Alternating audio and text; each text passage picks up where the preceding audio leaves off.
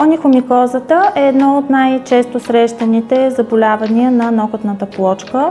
То засяга както ногтите на ръцете, така и ногтите на краката, но определено с по-голяма честота се открива по ногтите на краката, поради редица предразполагащи фактори, които съществуват в тази зона.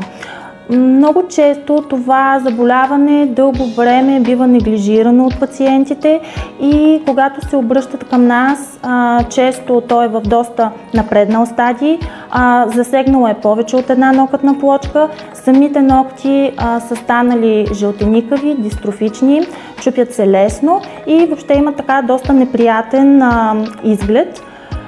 Това, което съвременната медицина предлага в терапията на оникомикозата е локална терапия, системна терапия, терапия с Nd:YAG лазер.